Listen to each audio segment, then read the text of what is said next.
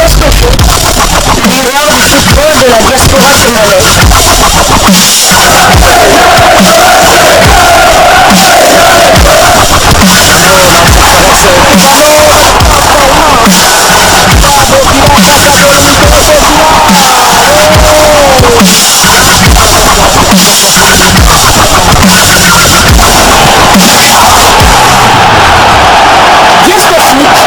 Le miroir du football de la diaspora congolaise. Vous êtes sur Diasco Foot, le miroir du football de la diaspora congolaise. Diasco Foot vous dit bonjour, tout plaisir est pour nous de vous retrouver, mais surtout de savoir que vous êtes nombreux en train de suivre votre chaîne YouTube dédiée uniquement aux footballeurs de la diaspora congolaise. Time is up, c'est l'heure de partager avec vous quelques news que nous avons pu récolter pour vous, des news concernant certains de nos internationaux ou des binationaux qui se sont illustrés dans leurs clubs respectifs. Et pour le numéro d'aujourd'hui, nous le débutons du côté de la Suisse où se poursuivait le championnat suisse de première division, la Super League. Zurich, toujours leader, et Okita consolide sa première place au classement des buteurs. Le FC Bâle et le FC Zurich se sont quittés dos à dos sur le score de 2 buts partout hier dimanche 3 septembre 2023, et cela en match comptant pour la 6e journée du championnat suisse de première division. Peu avant la pause, précisément à la 45e minute de jeu, Perisic de Bâle inscrivait un but contre son camp à la 45e minute. 0 buts à 1, score à l'avantage de Zurich à la mi-temps. 3 minutes après la reprise, l'international congolais Jonathan Okita corsait l'addition pour Zurich. Score 0 but contre 2. Un relâchement de Zurich et Okita va permettre au FC Bâle d'inscrire 2 buts à la 71e minute puis à la 96e minute respectivement par Vega et Essigam. Score final 2 buts partout. Troisième résultat nul de la saison pour le FC Zurich qui garde tout de même sa place de leader au classement du championnat suisse de première division, et Jonathan Okita, notre international congolais, ne s'arrête plus et suite à son but devient le meilleur buteur de la Super League suisse avec 5 réalisations pour 6 matchs disputés et une moyenne de 0,8 buts par match.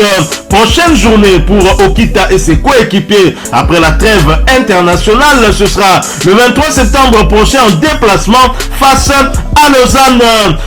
Nous restons toujours en Suisse, toujours pour le compte de cette 6e journée de Super League suisse. Belle opération pour Young Boys de Eliameshak.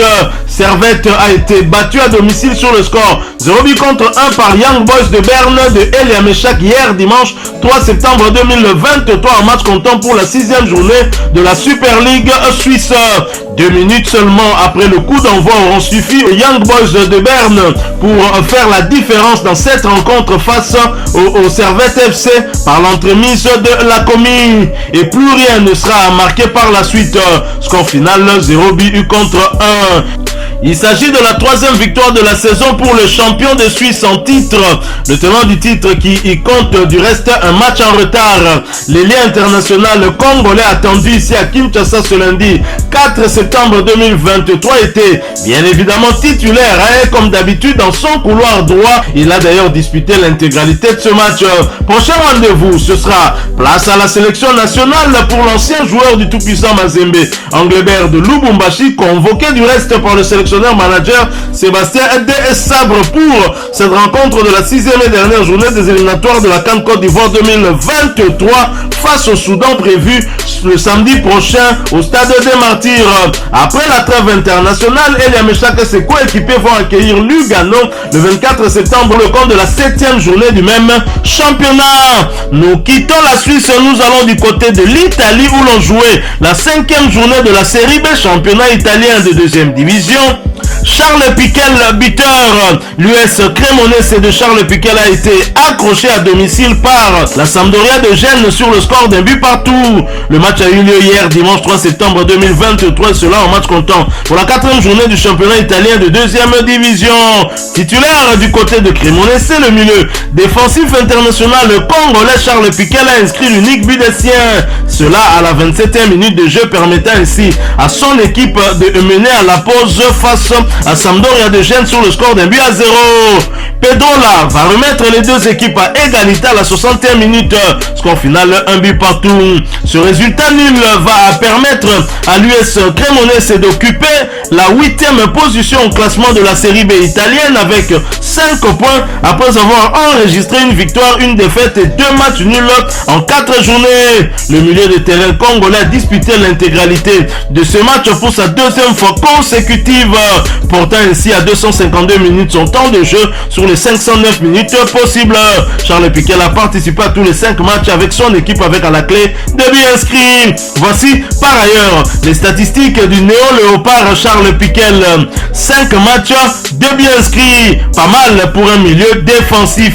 Et prochain rendez-vous, ce sera bien évidemment place à la trêve internationale pour ce match de la 6e et dernière journée des éliminatoires de la CAN Côte d'Ivoire 2023 et la réception du Soudan ici au stade des Martyrs le samedi 9 septembre prochain sous le coup de 17h heure de Kinshasa. Nous quittons l'Italie, nous allons cette fois du côté de la Turquie où se poursuivait le championnat turc de première division. L'international congolais convoqué par Sébastien Desabre, Jackson Mouleke et son club de Beşiktaş se sont imposés face à Sivasspor sur le score de 2 buts à 0. Le sniper congolais était bien évidemment titulaire avant de céder sa place à la 75e minute de jeu. A noter qu'Arthur Massoakou blessé n'a pas pris part à cette rencontre. Une note positive en championnat avant de rejoindre la tanière dans les heures qui y viennent. Nous quittons la Turquie, nous allons du côté du Portugal où l'on jouait la 3e journée de la Ligue Abouin, championnat portugais de première division. Braga qui recevait le Sporting Lisbonne a partagé les points, score final un but partout. Simon Banza a débuté ce match sur le banc, il a néanmoins fait son entrée en jeu à la 56e minute de jeu, portant ainsi à 123 minutes son temps de jeu sur les 689 minutes possibles. Le binational congolais a participé à 5 de 7 matchs avec son club avec à la clé un but inscrit. Au terme de ce match nul à domicile, Braga est 9e du championnat avec une victoire, un nul et une défaite. 6 buts ont été inscrits contre 5 encaissés. Et prochain rendez-vous, ce sera pour le compte de la 4e journée du même championnat et le déplacement sur le terrain de Montréal-Reims.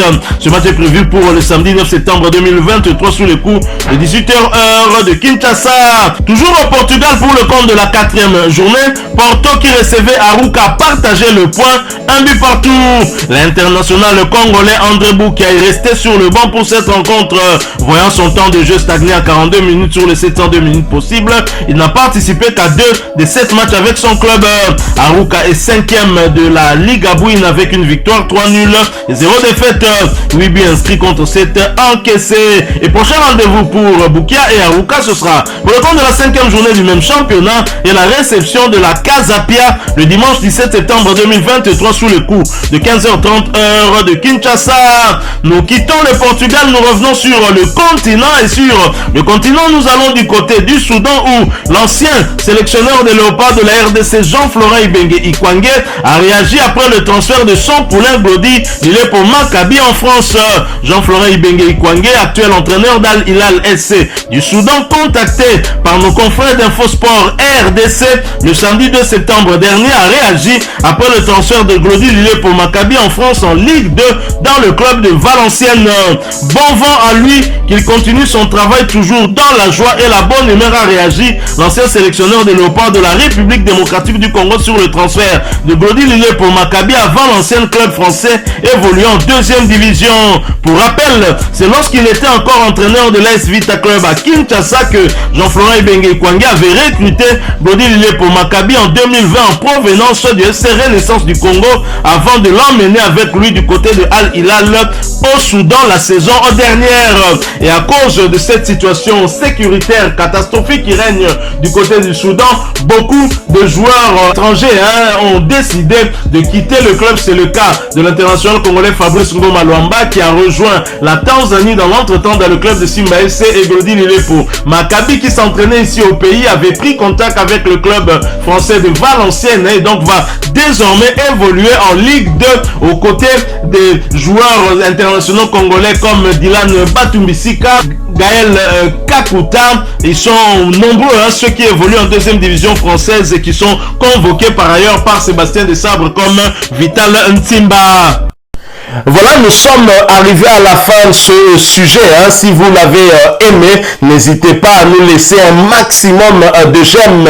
N'hésitez pas non plus à partager avec nous votre opinion. Si vous en avez une par rapport au sujet que nous venons de vous proposer, laissez-la nous à travers un commentaire.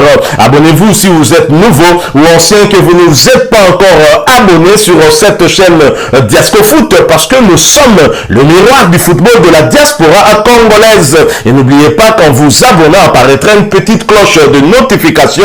Cliquez dessus pour ne plus rien manquer des prochaines vidéos que nous allons vous proposer. Encore une fois, merci à vous, avec espoir de vous retrouver très bientôt avec un autre sujet d'actualité. En attendant, portez-vous bien et DiascoFoot vous dit au revoir.